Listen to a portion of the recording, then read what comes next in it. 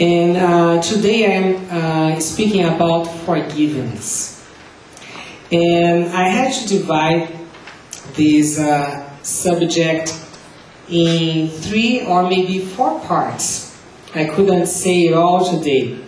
But I just want to give you a glimpse today of these parts. The first one is accepting God's forgiveness, feeling His forgiveness. The second one is feeling people's forgiveness, believing that we are lovable, that we are likable, that we are worth being loved by people and accepted. And the last part is extending God's forgiveness to other people, being a forgiver person. So today I'm going to talk about accepting God's forgiveness. And I have heard that the most important thing for us to find happiness is by forgiveness. Forgiving ourselves, forgiving others. People pay a lot of money to overcome guilt. There are 2 ways how we condemn ourselves and we don't accept ourselves as we are. One is through our past mistakes. Things we have done in the past. We have done a series of mistakes. We keep track of them.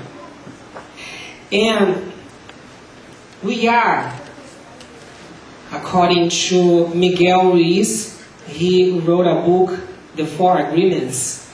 Wonderful book.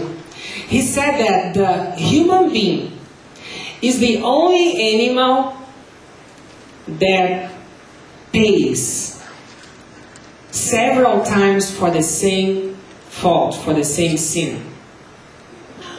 When we do a mistake, we condemn ourselves. But we keep remembering those mistakes during our lives. And it never ends. And if you are old, then you have a lot of things to remember. Sometimes people help you. They remember for you. They accuse you of your mistakes, of your past mistakes. I want to tell you a brief story.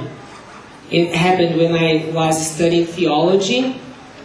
There was a very good choir in the seminar, and a great composer, musician, famous in Brazil. And there was a celebration.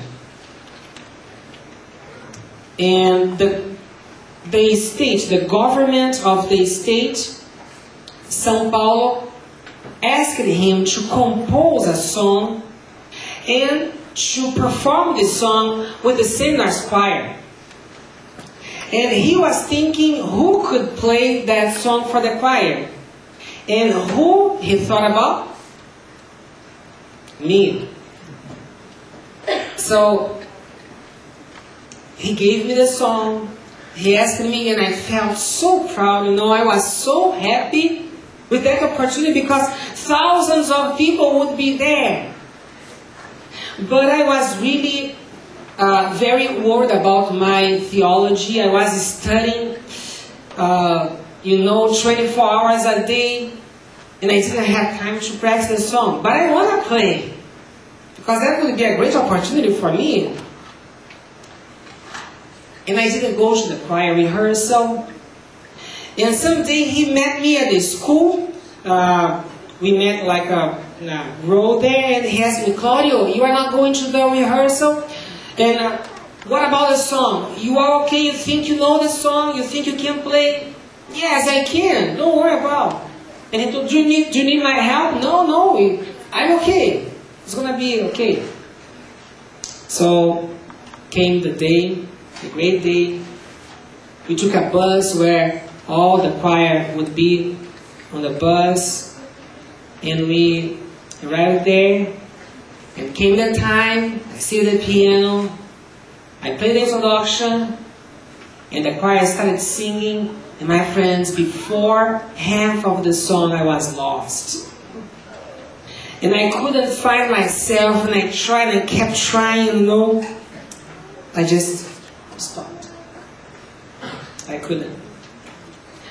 But now, how could I enter that bus and go back to school with the choir?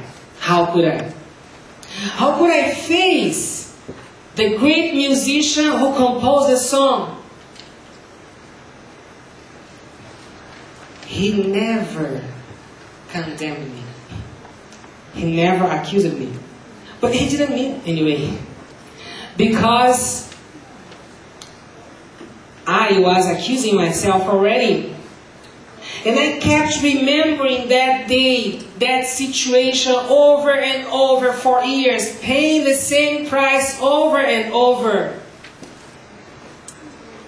But it doesn't stop there. And what about the things we do daily? Our daily mistakes, small things. You are going to your job and then you remember, where is that paper I had to bring? That was so important. Gloria, why do you do that? You never learn. Oh, you are late again.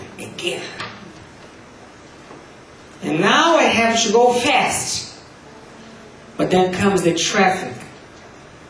And it stops. Everything stops, and I am there anxious, and I'm thinking, why? Why didn't I get up earlier and left home earlier? Why did I have to eat? Didn't need to eat. Just go. And my friends, depending of our tendency to accuse ourselves, our life may be a war. We have a war going on inside of ourselves. We are all the time fighting, accusing, criticizing. And there are some words we use. One of them is why. Why did I do this? Why I don't change? Why I am this way? Another word, should. I should have done differently. I should have done this. And another is still, I have to. I have to be different. I have to change. So it's a war. And sometimes we bring this war outside. And it's natural. And this I'm going to take at the last, I'm going to tell you at the last part, the third part of the sermon. When we bring this war to other people, and we accuse them, we condemn them, we criticize them for small things, for petty things, we are all the time saying, why do you do this? Why you do that? Criticizing all the time. How can we be happy that way? And why does it happen?